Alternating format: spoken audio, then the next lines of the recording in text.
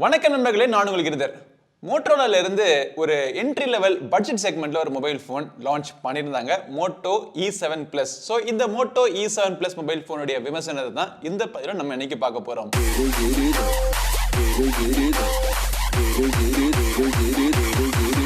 Alright, so Moto E7 Plus இந்த mobile ஃபோனை பத்தி நான் உங்களுக்கு சொல்றதுக்கு முன்னாடி மொபைல் ஃபோன் நீங்க வாங்குறப்போ இந்த பாக்ஸுக்குள்ள நீங்க என்னென்ன எதிர்பார்க்கலாம் அப்படின்னு தெரிஞ்சுக்கிறதுக்கு முதல்ல பாக்ஸை அன்பாக்ஸ் பண்ணி உள்ளுக்குள்ள என்னென்ன வருது அப்படிங்கிறத பார்ப்போம். ஸோ இதுதான் இந்த இந்தியாவில் விற்கக்கூடிய Moto E7 Plus retail box packaging. Box திறந்தோடனே உள்ளுக்குள்ள mobile phone, 10 watt charger, charge பண்றதுக்கு micro USB cable, SIM ejector pin மற்றும் யூசர் மேனுவல். அவ்வளவுதான். இந்த கேஸ் எல்லாம் கொடுப்பாங்க, அதெல்லாம் இப்போ வந்து கொடுக்க நிறுத்திட்டாங்க போல. பட் பரவாயில்ல, மொபைல் ஃபோன் எப்படி இருக்குன்னு பார்ப்போம். இந்த மொபைல் ஃபோனுக்கு கேஸ் தேவைப்படாதுன்னு தான் நினைக்கிறேன். ஏன்னா மொபைல் ஃபோன் பார்த்தீங்க அப்படின்னா முழுக்க பிளாஸ்டிக்கால பண்ண ஒரு மொபைல் ஃபோன். 2 கலர் வேரியண்ட்ல அவைலபிளா இருக்கு. இந்த ப்ளூ கலர் மற்றும் பிரான்ஸ் கலர் அப்படின்னு சொல்றாங்க. ரொம்பவே வித்தியாசமான ஒரு கலரா இருக்கு. ப்ளூ கலருமே பாத்தீங்கன்னா டார்க் ப்ளூல இருந்து லைட் ப்ளூக்கு போற மாதிரி ஒரு கிரேடியன்ட் ஃபினிஷிங்ல கொடுத்திருக்காங்க. மொபைல் ஃபோன் ஓவராலா பின்புறத்துல ரொம்ப ஃபிளாட்டா இருந்தாலும் அந்த கார்னர்ஸ் எல்லாம் கர்வ் பண்ணி இருக்கிறதுனால கையில பிடிக்கிறதுக்கு எனக்கு கம்ஃபர்டபிளான மொபைல் ஃபோன் மாதிரி எனக்கு தெரியுது. இந்த மோட்டோ E7 Plus கீழ்ப்புறத்துல பார்த்தோம் அப்படின்னா மைக்ரோ USB போட்டு கொடுத்துருக்காங்க. சிங்கிள் ஸ்பீக்கர் தான், பக்கத்துல ஒரு மைக் இருக்கு, மேல் புறத்துல ஒரு 3.5mm ஆடியோ ஜாக் இருக்கு. ஒரு சைடுல sim card tray, 2 sim card நீங்க போட்டு யூஸ் பண்ணிக்கலாம், இல்லாட்டி ஒரு சிம் கார்டும் ஒரு SD கார்டும் நீங்க போட்டு யூஸ் பண்ணிக்கலாம். ஏன்னா இது வந்து hybrid SIM card slot, dedicated SD card slot கொடுத்திருந்தாங்கன்னா நல்லா இருந்திருக்கும். ஓகே, இந்த சைடுல பார்த்தோம் அப்படின்னா power button, volume button plus dedicated Google லெசன் பட்டன் வேற கொடுத்திருக்காங்க. இந்த கூகுள் லெசன் பட்டன் எதுக்கு கொடுக்குறாங்க? இந்தியாவில் அவ்வளவா இந்த தனியாக இந்த பட்டன்லாம் யூஸ் பண்ணி வேற கூகுள் அசிஸ்டன்ட் யூஸ் பண்ணுறாங்களா அப்படின்னு எனக்கு தெரியல. நீங்கள் யூஸ் பண்ணுவீங்களா இல்லையாங்கிறது கீழே கமெண்ட்ஸ் சொல்லுங்கள். பட் ஓவராலா மொபைல் ஃபோனுடைய வெயிட் பார்த்தோம் அப்படின்னா 200 கிராம் இருக்கு. திக்னஸும் பார்த்தோம் அப்படின்னா கிட்டத்தட்ட ஒரு 9.2 mm திக்னஸ் இருக்கு. ஸோ வெயிட்டான மொபைல் ஃபோன், திக்கான மொபைல் ஃபோனா இருந்தாலும் வெயிட் டிஸ்ட்ரிபியூஷன் நல்லா ஈவனா இருக்கிறதுனால பிடிச்சு யூஸ் பண்றதுக்கு கம்ஃபர்டபுளா இருக்கு. பிளாஸ்டிக் பாடி தான், பட் இதோட அட்வான்டேஜ் என்ன அப்படின்னா மொபைல் ஃபோன் ஸ்லிப்பரியா இல்ல, கவர் போடாம கூட தாராளமா தைரியமா இந்த மொபைல் ஃபோன் நீங்க யூஸ் பண்ணலாம். ஃப்ரண்ட்ல பார்த்தோம் அப்படின்னா 6.5 inch HD+ டிஸ்பிளே கொடுத்துருக்காங்க. ஸோ இந்த பிரைஸ் ரேஞ்ச், அதாவது 10,000 செக்மெண்ட்ல இப்பெல்லாம் வந்து நம்ம வந்து ஃபுல் HD பார்க்க முடியறது கிடையாது.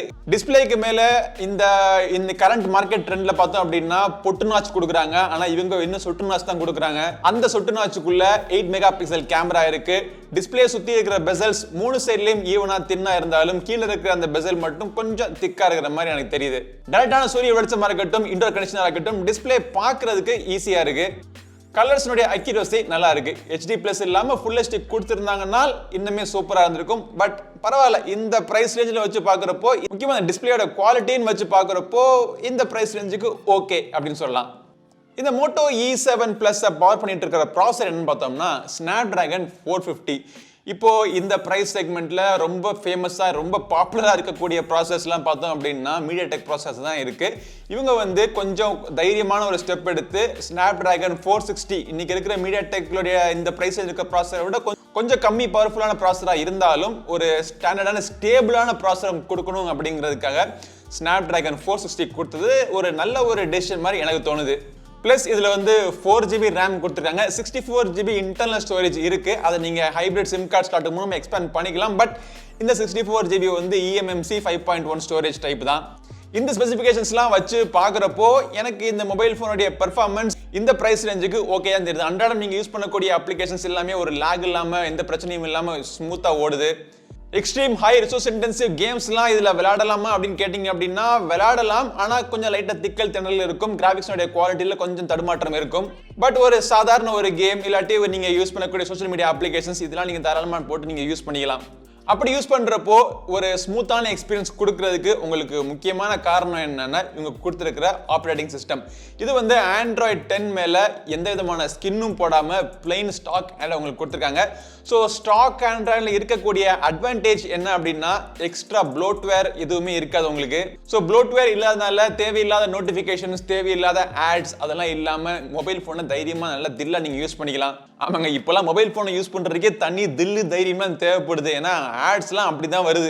ஆனா டிஸ்அட்வான்டேஜ் என்ன அப்படின்னு பார்த்தோம்னா உங்களுக்கு எல்லாருக்கும் பரிச்சயமான ரொம்ப யூஸ்ஃபுல்லா இருக்கக்கூடிய பேசிக் ஒரு ஃபீச்சர்ஸ், அதாவது கால் ரெக்கார்டிங் இந்த மாதிரி ஃபீச்சர்ஸ்லாம் கூட உங்களுக்கு இருக்காது. பட் மோட்டோரோலா தரப்புல இருந்து எந்த விதமான எக்ஸ்ட்ரா ப்ளோட்வேர், எந்த விதமான எக்ஸ்ட்ரா அப்ளிகேஷன்ஸ் எதுவுமே அவங்க இன்ஸ்டால் பண்ணி கொடுக்கல.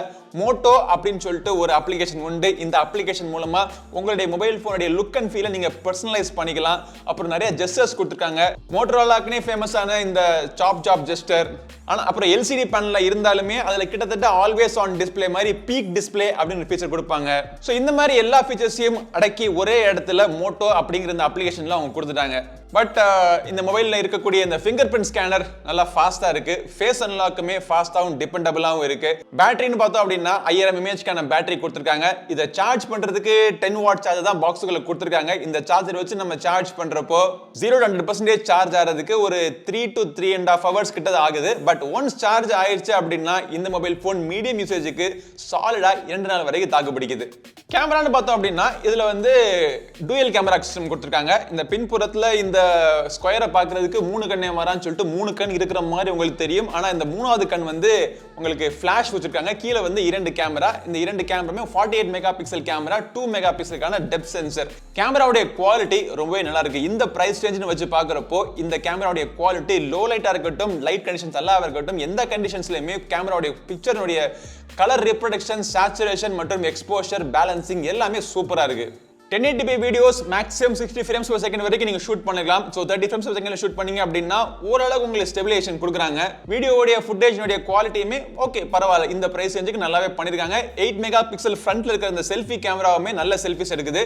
E7 மொபைல் போனுடைய ஃப்ரண்ட் கேமரா எடுக்கக்கூடிய வீடியோ ஆடியோ கிளாரிட்டி எப்படி இருக்கு, ஷேக் ஆகிட்டே இருக்கா அப்படிங்கறதை நோட் பண்ணுங்க.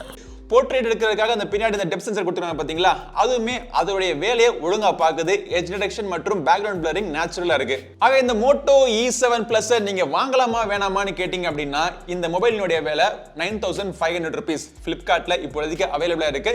இந்த பிரைஸ் ரேஞ்ச், அதாவது 10,000 ரூபாய்க்கு கம்மியான மொபைல் போன், ஒரு நல்ல மொபைல் போன் நீங்க தேடிக்கிட்டு இருந்தீங்க அப்படின்னா தாராளமா கான்ஃபிடண்டா சொல்லுவேன் இந்த மோட்டோ E7 Plus நீங்க வாங்கலாம். நான் கான்ஃபிடண்டா சொல்றதுக்கான காரணம் 2 காரணம். ஒன்னு வந்து அவங்க கொடுத்திருக்கிற அந்த ஸ்டாக் எக்ஸ்பீரியன்ஸ் உங்களுக்கு எந்த விதமான ஆட் தொந்தரவு இல்லாம நல்ல ஒரு எக்ஸ்பீரியன்ஸ் உங்களுக்கு கொடுக்கும். அடுத்தபடியா Snapdragon ப்ராசஸர், நம்பிக்கையான ப்ராசஸர், எக்ஸ்ட்ரீம் ஹை பெர்ஃபார்மன்ஸ் ஒரு மொபைல் போன் இந்த பிரைஸ் ரேஞ்சில் வேணும் அப்படின்னு நீங்க எதிர்பார்த்தீங்க அப்படின்னா அதிகமான ஸ்பெசிஃபிகேஷன், சூப்பரான ப்ராசஸர்லாம் கொடுத்து அதுக்குள்ள வந்து ஆட்ஸ் அப்படிங்கிற பேர்ல இக்கு வச்சிருவாங்க. பட் உங்களுடைய பிரைவசிக்கு இம்பார்ட்டன்ஸ் நீங்க கொடுத்தீங்க அப்படின்னா நீங்க தாராளமா இந்த மொபைல் போன் நீங்க வாங்கலாம். மோட்டோ E7 Plus இந்த பிரைஸ் ரேஞ்சில் இதுல இருக்கிற சின்ன சின்ன நெகட்டிவ் பாயிண்ட்ஸ், அதாவது ஃபுல் HD பேனல் இல்லாதது, வைட் ஆங்கிள் கேமராவோ டெலிஃபோக்கஸ் கேமராவோ இல்லாதது, அந்த சாஃப்ட்வேர்ல இந்த ரெக்கார்டிங் ஃபீச்சர் இல்லாதது, ஸோ இந்த மாதிரி விஷயங்கள்லாம் இந்த பிரைஸ் ரேஞ்சுக்கு எனக்கு பெருசா தெரியல.